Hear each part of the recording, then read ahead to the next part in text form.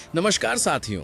आज की मार्केट तस्वीर को अगर आप थोड़ा ध्यान से देखें तो समझ आएगा कि ऊपर ऊपर भले गिरावट दिखी हो, लेकिन अंदर से मार्केट उतना कमजोर नहीं है।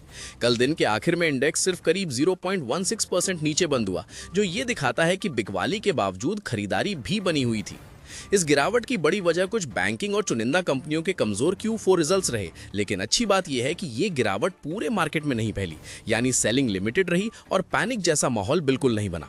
दूसरी तरफ ब्रॉडर मार्केट ने शानदार मजबूती दिखाई, जहां NSDC कंपोजिट अपने लाइफ टाइम हाई के आसपास पहुंचकर बंद हुआ और करीब 1.63% की तेजी दिखी। इसका साफ मतलब है कि मिड कैप और स्मॉल कैप सेगमेंट में अभी भी पैसा आ रहा है और निवेशकों का भरोसा बना हुआ है।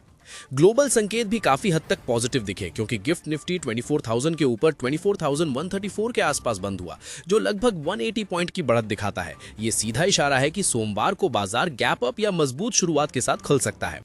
कमोडिटी मार्केट में क्रूड ऑयल में हल्की वॉलेटिलिटी जरूर है, लेकिन अभी ये पैनिक जोन में नहीं है। वहीं गोल्ड करीब 0.36% और सिल्वर लगभग 1.21% ऊपर बंद हुए, जो ये दिखाता है कि ग्लोबल अनसर्टेनिटी के बीच सेफ हेवन एसेट्स में हल्की डिमांड बनी हुई है। करेंसी मार्केट में इंडियन रुपी काफी स्टेबल रहा, जिससे ये संकेत मिलता है कि फिलहाल भारत पर कोई बड़ा एक्सटर्नल प्रेशर नहीं है और मैक्रो स्टेबिलिटी बनी हुई है। अब बात करते हैं सबसे बड़े फैक्टर की, जो अभी पूरे ग्लोबल मार्केट को ड्राइव कर रहा है, यूएस और ईरान के बीच चल रही जियोपॉलिटिकल टेंशन। अच्छी बात यह है कि अब हालात पहले से बेहतर दिशा में जाते दिख रहे हैं। ईरान जो पहले साफ मना कर रहा था कि वो यूएस के साथ पीस टॉक्स में शामिल नहीं होगा, अब बातचीत के लिए तैयार हो गया है। इसके पीछे सबसे बड़ी वजह है स्ट्रेट ऑफ हॉर्मुज का ब्लॉकेज, जिसने ईरान की सप्लाई चेन को बुरी तरह प्रभावित किया। स्ट्रेट ऑफ हॉर्मुज दुनिया का एक बेहद अहम तेल सप्लाई रूट है और ईरान की इकोनॉमी काफी हद तक इसी पर निर्भर है। जब ये रास्ता प्रभावित हुआ तो ईरान पर दबाव बढ़ गया और उसे बातचीत की टेबल पर आना पड़ा। हालांकि ईरान ने एक रणनीतिक चाल चली है, जहां वो कह रहा है कि वो यूएस से डायरेक्ट बात नहीं करेगा, लेकिन पीस टॉक्स में जरूर शामिल रहेगा। इसे एक साइकोलॉजिकल मूव समझ सकते हैं, ताकि अपने देश के लोगों को ये दिखा सके कि उसने सीधे तौर पर झुकाव नहीं दिखाया।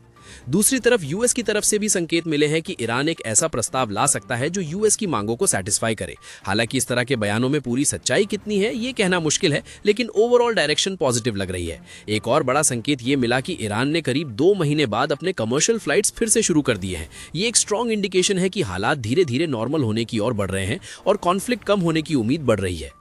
पाकिस्तान इस पूरे मामले में मीडिएटर की भूमिका निभा रहा है, लेकिन वहां हालात काफी सेंसिटिव हो गए हैं। रिपोर्ट्स के मुताबिक कुछ इलाकों में लॉकडाउन जैसी स्थिति बन गई है, जिससे ये साफ है कि इस जियोपॉलिटिकल टेंशन का असर दूसरे देशों पर भी पड़ रहा है। कुल मिलाकर अगर हम पूरी तस्वीर देखें तो स्थिति पहले के मुकाबले काफी बेहतर जरूर हुई है, लेकिन जब तक ऑफिशियली सीज फायर का ऐलान नहीं होता, तब तक मार्केट में थोड़ी वॉलेटिलिटी और अनसर्टेनिटी बनी रह सकती है। अब सबसे अहम बात, अगर आने वाले दिनों में परमानेंट सीज फायर की घोषणा हो जाती है तो क्रूड ऑयल में 20 से 30% तक की बड़ी गिरावट देखने को मिल सकती है। इससे इन्फ्लेशन कम होगा, ग्लोबल इकोनॉमी को राहत मिलेगी और स्टॉक मार्केट्स में तेज रैली आ सकती है।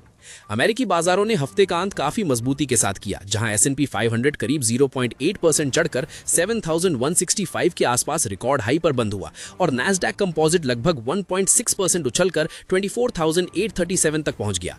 हालांकि डाउ जोन्स इंडस्ट्रियल एवरेज थोड़ा दबाव में रहा, लेकिन ओवरऑल ग्लोबल सेंटिमेंट पॉजिटिव बना रहा। इसका मतलब साफ है कि सोमवार को भारतीय बाजार को एक अच्छा ग्लोबल सपोर्ट मिल सकता है, खासकर अगर बाकी क्यूज भी साथ दे। इस तेजी के पीछे सबसे बड़ा रोल सेमीकंडक्टर सेक्टर का रहा, जहां इंटेल में करीब 23% की जोरदार तेजी देखने को मिली। इसके साथ ही सॉक्स ने लगातार 18th पॉजिटिव सेशन दर्ज किया, जो ये दिखाता है कि टेक सेक्टर में मजबूत मोमेंटम बना हुआ है। टेक्नोलॉजी स्पेस में एनवीडिया भी रिकॉर्ड हाई के आसपास ट्रेड कर रही है और इसका मार्केट कैप फिर से $5 ट्रिलियन के करीब पहुंच गया है। यह संकेत देता है कि ग्लोबल इन्वेस्टर्स अभी भी एआई और टेक थीम पर काफी बुलिश हैं। अब अगले हफ्ते का फोकस और भी ज्यादा अहम होने वाला है, क्योंकि Apple, Amazon, Google, Meta platforms और माइक्रोसॉफ्ट जैसी दिग्गज कंपनियों के नतीजे आने वाले हैं। ये कंपनियां ग्लोबल टेक ट्रेंड सेट करती हैं, इसलिए इनके रिजल्ट्स का सीधा असर इंडियन आईटी स्टॉक्स और ओवरऑल सेंटिमेंट पर पड़ेगा। अब यूएस पॉलिसी की बात करें तो डोनाल्ड ट्रंप ने शिपिंग वेवर को 90 दिनों के लिए बढ़ा दिया है। इसका मकसद फ्यूल, क्रूड ऑयल और फर्टिलाइजर जैसी जरूरी चीजों की सप्लाई को स्मूथ बनाए रखना है, ताकि लॉजिस्टिक इश्यूज के बावजूद मार्केट में शॉर्टेज ना हो। ये फैसला जोन्स एक्ट के कुछ नियमों में ढील देता है, जिससे अब फॉरेन शिप्स को भी यूएस के अंदर ट्रांसपोर्ट की इजाजत मिल गई है। इससे शिपिंग कैपेसिटी बढ़ेगी, कंजेशन कम होगा और सप्लाई चेन ज्यादा एफिशिएंट बन सकती है। इसका सीधा फायदा रिफाइनर्स, ट्रेडर्स और डिस्ट्रीब्यूटर्स को मिलेगा, क्योंकि अब वो डिमांड के हिसाब से तेजी से सप्लाई कर पाएंगे। खासकर फ्यूल और फर्टिलाइजर सेक्टर में शॉर्ट टर्म में कीमतों पर दबाव कम हो सकता है, जो आइए अब आज 25 अप्रैल दिन शनिवार को दिन भर भारतीय शेयर बाजार में स्टॉक स्पेसिफिक जो भी बड़ी खबरें निकल कर आई हैं, साथ ही जो भी Q4 रिजल्ट्स आए हैं उनको फटाफट देख लेते हैं। एक्सिस बैंक के Q4 नतीजे मिक्स्ड रहे, जहां नेट प्रॉफिट करीब 7,071 करोड़ रुपए पर लगभग फ्लैट रहा और सालाना आधार पर हल्की गिरावट दिखी। हालांकि बैंक ने 2,001 करोड़ रुपए का प्रोएक्टिव प्रोविजनिंग किया है, यानी संभावित जोखिम को पहले से कवर किया, जिससे शॉर्ट टर्म प्रॉफिट दबा लेकिन लॉन्ग टर्म स्टेबिलिटी बेहतर हो सकती है। बैंक की एसेट क्वालिटी में सुधार दिखा है, जहां ग्रॉस एनपीए 1.23% और नेट एनपीए 0.37% पर आ गया है। साथ ही लोन्स में 19% और डिपॉजिट्स में 14% की मजबूत ग्रोथ दिखी है और ₹1 पर शेयर डिविडेंड का ऐलान किया गया है, जिससे संकेत मिलता है कि कोर बिजनेस स्टेडी है, भले प्रॉफिट ग्रोथ सीमित रही हो। आईडीएफसी फर्स्ट बैंक ने Q4 में स्टेडी परफॉर्मेंस दिया, जहां नेट प्रॉफिट करीब 4.9% बढ़कर 319 करोड़ रुपए रहा। असली मजबूती नेट इंटरेस्ट इनकम में दिखी, जो 15.77% बढ़कर 5,677 करोड़ रुपए पहुंच गई, यानी लेंडिंग बिजनेस लगातार अच्छा परफॉर्म कर रहा है। एसेट क्वालिटी भी बेहतर हुई है, जहां ग्रॉस एनपीए 1.61% और नेट एनपीए 0.48% पर आ गया है, जबकि प्रोविजंस घटकर 869 करोड़ रुपए रह गया। Mortgage, vehicle loans, consumer loans और क्रेडिट कार्ड्स जैसे सेगमेंट से ग्रोथ आ रही है और मैनेजमेंट को आगे भी डिपॉजिट्स व लेंडिंग में मोमेंटम बने रहने की उम्मीद है। आरबीएल बैंक ने Q4 में स्ट्रॉन्ग टर्न अराउंड दिखाया, जहां नेट प्रॉफिट कई गुना बढ़कर 230 करोड़ रुपए पहुंच गया। नेट इंटरेस्ट इनकम 6.9% बढ़कर 1,670 करोड़ रुपए रहा और फी इनकम में सुधार से ओवरऑल अर्निंग्स प्रोफाइल मजबूत हुई है। बैंक की ग्रोथ भी सॉलिड रही है, जहां एडवांसेस 23% और डिपॉजिट्स 25% बढ़े, जबकि कासा रेशियो 33.6% तक पहुंचा। एसेट क्वालिटी में भी सुधार हुआ है। ग्रॉस एनपीए 1.45% और नेट एनपीए 0.39% पर आ गया है। साथ ही ₹1 पर शेयर डिविडेंड दिया गया है और आगे मार्जिन्स स्टेबल रहने की उम्मीद जताई गई है। बंधन बैंक पर आरबीआई ने 41.8 लाख रुपए का जुर्माना लगाया है, क्योंकि बैंक केवाईसी और रिस्क असेसमेंट से जुड़े कुछ जरूरी नियमों का सही पालन नहीं कर पाया। हालांकि आरबीआई ने यह भी साफ किया है कि इसका असर ग्राहकों के अकाउंट्स या ट्रांजैक्शंस पर नहीं पड़ेगा, यानी ये प्योरली कंप्लायंस इशू है। मुथूट हाउसिंग फाइनेंस पर भी आरबीआई ने 80,000 रुपए का जुर्माना लगाया है, क्योंकि कंपनी फेयर प्रैक्टिस कोड के कुछ गाइडलाइंस को फॉलो नहीं कर पाई।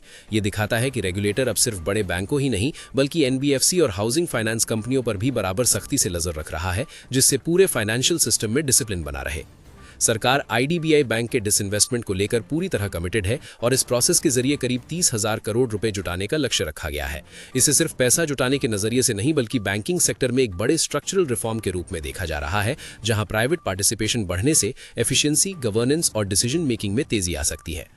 पेटीएम पेमेंट्स बैंक से जुड़ा मामला अभी भी चिंता बढ़ा रहा है, क्योंकि ऑपरेशन बंद होने के करीब 2 साल बाद भी लगभग 800 करोड़ रुपए ग्राहकों का पैसा सिस्टम में फंसा हुआ है। कई बार विड्रॉल और ट्रांसफर के मौके दिए गए, लेकिन पूरी रकम बाहर नहीं निकल पाई, जो ये दिखाता है कि एग्जीक्यूशन लेवल पर चैलेंजेस अभी भी बने हुए हैं। यूपीएल लिमिटेड अपनी ब्राजील यूनिट के जरिए सिनोवा में $86.7 मिलियन का निवेश करने जा रही है, जिससे उसकी हिस्सेदारी बढ़कर 55.81% हो जाएगी। दिलचस्प बात यह है कि इतनी बड़ी हिस्सेदारी के बावजूद कंपनी इसे फुल्ली कंट्रोल नहीं करेगी, बल्कि एसोसिएट के रूप में ही रखेगी, जिससे एक्सपेंशन के साथ साथ रिस्क डाइवर्सिफिकेशन भी बना रहेगा। सन फार्मा एक बड़े ग्लोबल एक्विजिशन की दिशा में आगे बढ़ रही है, जहां ऑर्गेनॉन के कुछ एसेट्स को करीब $12 बिलियन में खरीदने की तैयारी की जा रही है। अगर ये डील पूरी होती है तो सन फार्मा की इंटरनेशनल प्रेजेंस काफी मजबूत होगी।